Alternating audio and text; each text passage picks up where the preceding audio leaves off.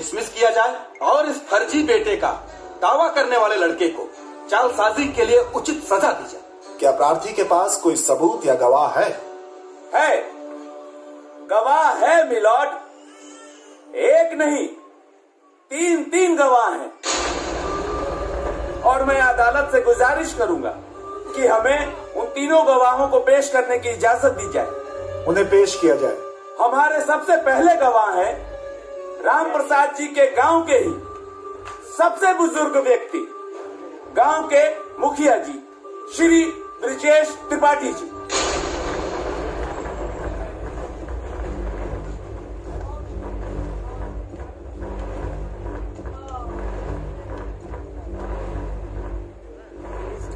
हुजूर, मैं उस खुशी के समय को कैसे भूल सकता हूं जिस दिन गुड्डू का जन्म हुआ था। उस दिन राम प्रसाद जी फूले नहीं समा रहे थे। हमारी खुशी की इन्होंने मुझे ठूस ठूस के लड्डू खिलाया था, वो भी शुद्ध देसी घी के।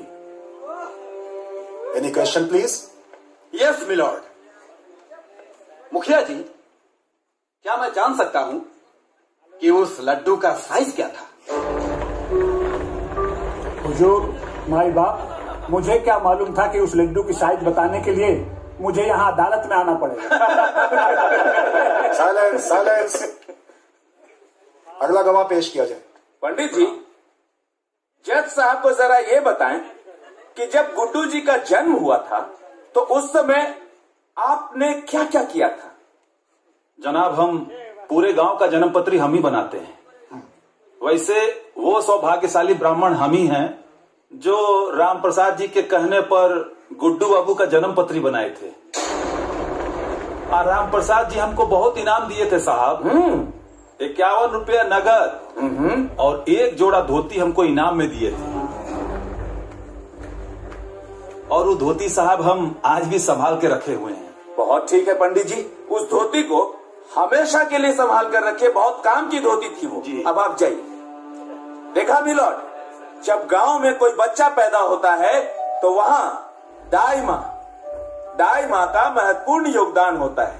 मिलॉर्ड, जब गुड्डू जी पैदा हुए थे तो वहां भी एक दाई माँ मौजूद थी। मैं उसी दाई माँ को इस अदालत में पेश करता हूं। आइए। हाँ तो दाई माँ,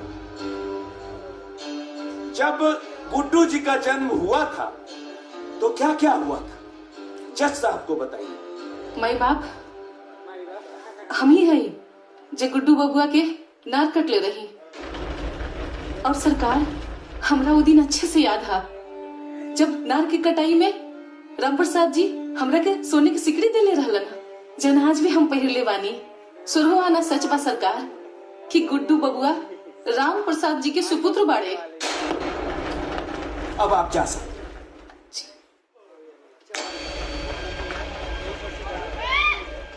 जज साहब, मैं भी इस अदालत से कुछ कहना चाहता हूँ। इजाजत है।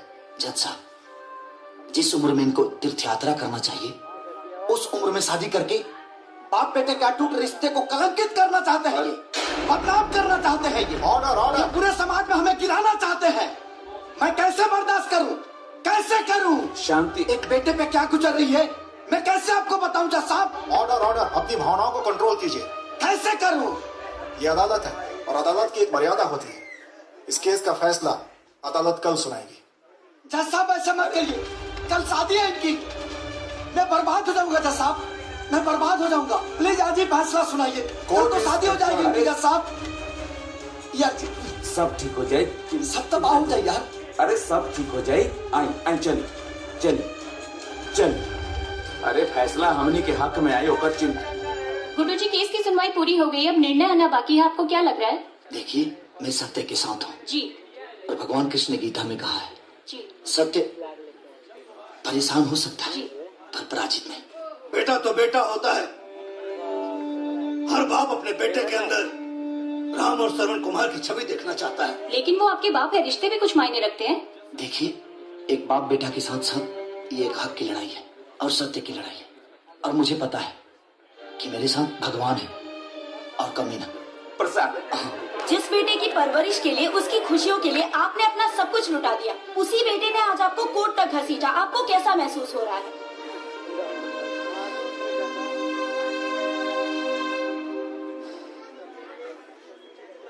ये मुकदमा हिंदुस्तान के हर बेटों के लिए एक सबक साबित होगा। Thank you.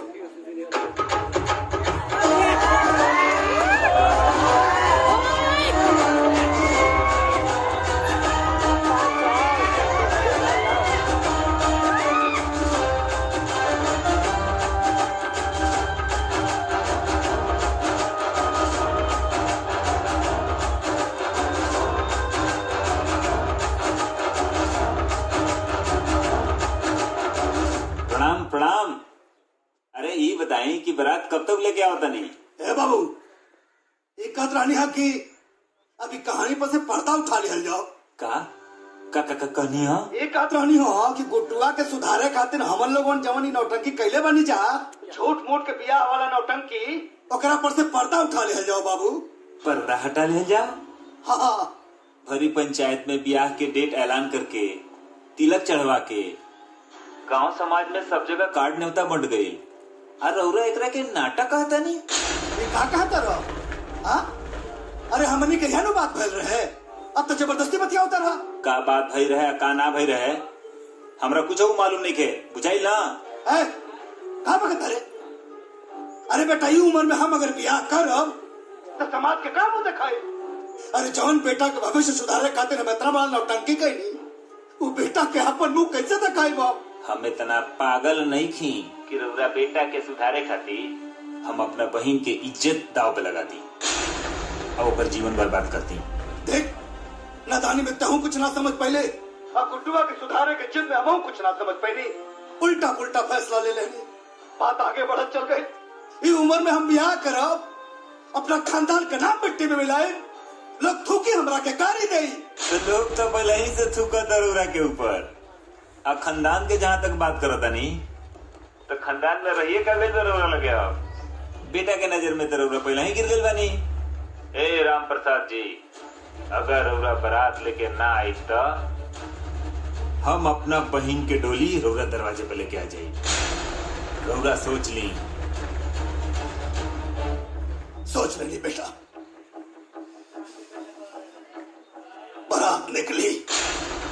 जो सबूत और गवाह अदालत में पेश किए गए हैं वो पर्याप्त नहीं है, जिससे यह साबित हो सके कि गुड्डू के पिता राम प्रसाद ही हैं। इसलिए यह अदालत। रुक जाइए जज साहब।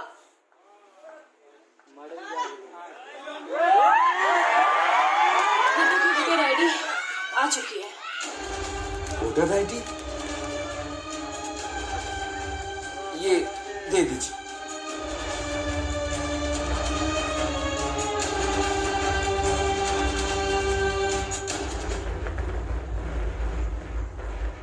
इस वोटर आईडी कार्ड से साबित होता है कि गुड्डू के पिता राम प्रसाद ही हैं। यस। जहां तक इनकी शादी का मामला है वो उनका निजी मामला है, किंतु अगर उनकी शादी से परिवार के किसी भी सदस्य को मानसिक, शारीरिक या आर्थिक क्षति होती है तो वो कानून का सहारा ले सकते हैं।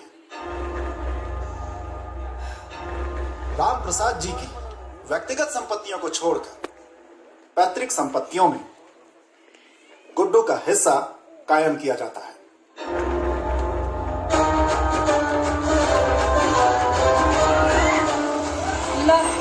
आ गई।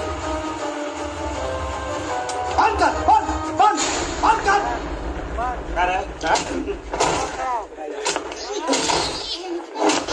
नाचे के बहुत शौक बा। धंधा है काका जवा तो ना काका जवा। देख, डिग्री हो गई है गुड्डुआ के, डिग्री हो गई। बहुत कमा लेता ना। अब नागिन धुन बजाओ, नागिन धुन बजाओ, नाच, नागिन डांस कर, बंद कर, नाच बिना साउंड के नाच, नाच नागिन डांस, नाच, नाच। ई का कर रहा बड़ा बाबू तू? परम चपड़ा पड़ा बड़ा, परम चपड़ा। कब आई देख ल कोर्ट का डिसीजन, सब लोग साथ छोड़ दिए हमारे। ए बुढ़ियो, आई देखा कोर्ट का डिसीजन, तहार डबल चश्मा बना है ब्रो का। ए मुखिया जी, आई देखा कोर्ट का डिग्री है आ तहर जन्म कुंडली है देखा देख ला कारे ठकरा रे सब हरिया ना दे सब हरी ए राम प्रसाद जी बाहर निकला ए फालतू का नाम होता हो जीतला के बाद भूल गई बनी का नाम है कमीना कमीना लाडू क्या सबके हाँ क्या हो तनी हिकरे के दे रखिए ए राम प्रसाद बिया तू अब एगो ना 25 को करा कोनो फर्क पड़े के नहीं क्या कुटुआ के 25 को करा लेकिन कोर्ट कहले बा कि अगर तेरा बिया से हमरा प्रॉब्लम होई त कार्रवाई तोहरो पे होई राम प्रसाद जी बाहर निकला बाहर अब गुडुआ के आके ना जमींदारी हो गई भाई गुडुआ के भैया अरे भैया कमा भैया चुप मारे हमने ड्राइवर खानी मुंह लेके आई बड़े राम प्रसाद भाई आहो तू कहाँ के बैठा बड़ा लाज लागता मुंह देखा में अब हरिया में ए वकील हने आवा आई देख ला राम प्रसाद जी तारा छाती पर जीत के डिग्री लेके आइल बनी कोर्ट से तनी एगो वीडियो बनाओ वकील आई लिखी हो कि बेटा से हार के बाप शर्मसार टाइटल लिखा डाली हो आप समझ में आई उठा हो अब जमीन जायदाद पर गुडुआ के हक है उठा उठा है राम प्रसाद जी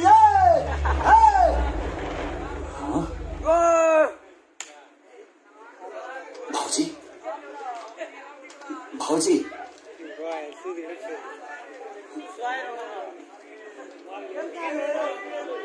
भाजी गुड्डू बाबू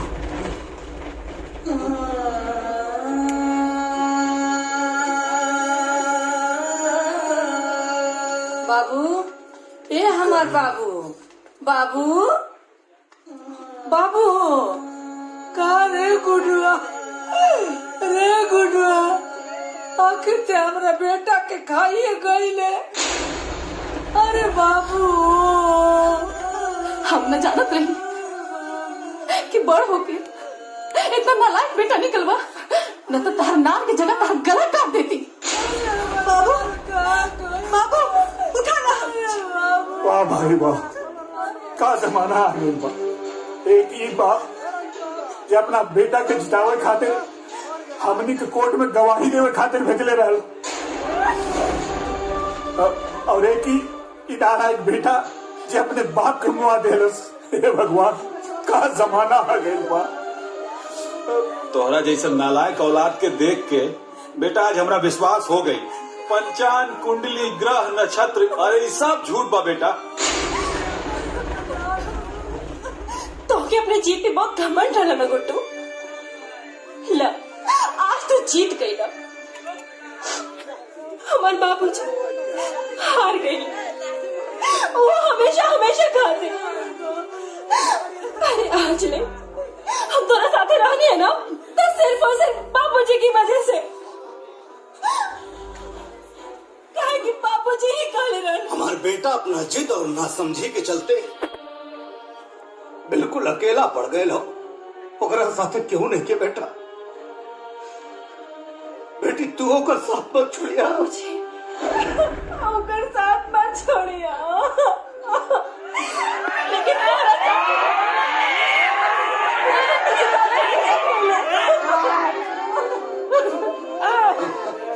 बाबूजी ए बाबूजी ए उठे ना ए दादा उठा ना ए दादा हमको छोड़ के ना जाए उठा ना गुड्डू बाबूजी ए बाबूजी ए बाबूजी ए गुड्डू ए बाबूजी ए गुड्डू अरे तोरा के सुधारे खातिर ये सब नौटंकी कैले रहनी अरे पगला हम बियाह करली उम्र में बाल काला करे से क्यों जवान हो जाला रे गुडुआ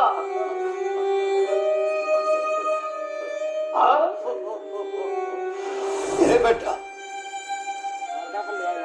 तोरे लापरवाही से ना बहुत परेशान हो गए हमके लागल कि तोर भविष्य खराब हो जाए ये ना देखो नौटंकी करने रे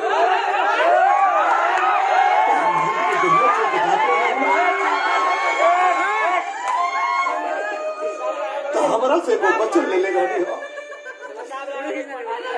गुरुआ के बहुत बड़ा डॉक्टर बनेगा बेटा कर्जा लेके हम तुम्हारा एडमिशन मेडिकल कॉलेज में कर दोगे लेकिन तू तो बिचौले में छोड़ के चलेगा हमके बहुत गुस्सा लगा जब ते मेडिकल कॉलेज छोड़ के चले लिया था सोचती कि तोरे माई का कहा जवाब दे इन खाते डरवावे खातिर झूठ मूठ के ब्याह का नाटक कहनी अरे पागल बचपन में जब तक छोड़ कर रहे रू और कोनो बात ना मानत रहे आना था भूत का और शेर के भालू के बहाना वाला या नौटंकी करी दबाग के आके हमारा गोते बैठ जात रहे हमारा इतना पुत्र रहे बेटा कितना बहुत बड़ा हो गई रे गुडुआ बहुत बड़ा हो गई ना वो ना डरा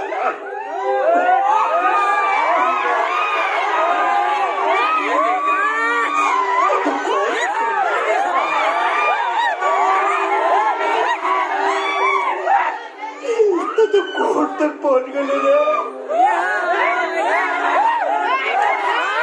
यार कुछ नहीं की जमाना कर हम तो अपने नौटंकी में फंस गए रे अपराध हो गई रे बेटा हम अपना नौटंकी में फंस गए थे हमसे गलती हो गई रे गुडुआ एक बेर लौटा रे बेटा अरे पगला तो कि सुधारे की तरीका गलत हो सकेला लेकिन हमारा नियत में कोनो कोट नहीं के गुरुआ हम थोड़ा बहुत प्यार करी रे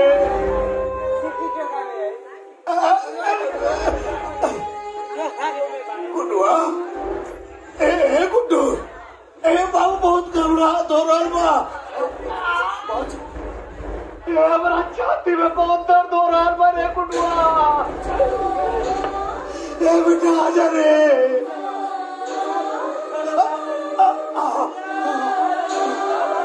भगवान प्रभु ऐसा मत करिया हमारा लड़का के आ जाएगा बाबा ए भोले बाबा ए गुड्डू गुडुआ बाबूजी गुड्डू ए बेटा हमार गुडुआ ए गुड्डू गुड्डू आ गई हमार गुड्डू आ गई गुड्डू गुड्डू गुड्डू गुड्डू गुड्डू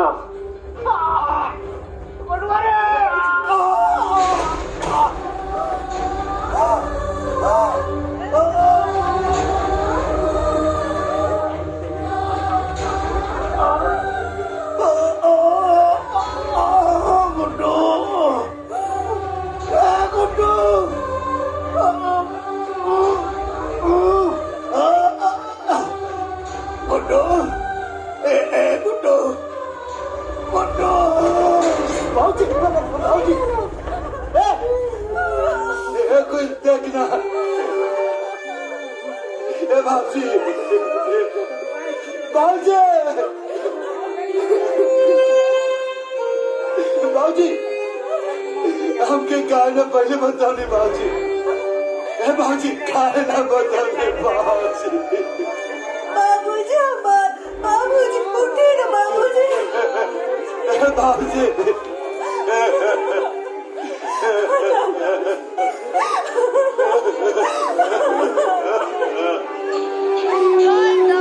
मुखिया जी देखिए ना बेटा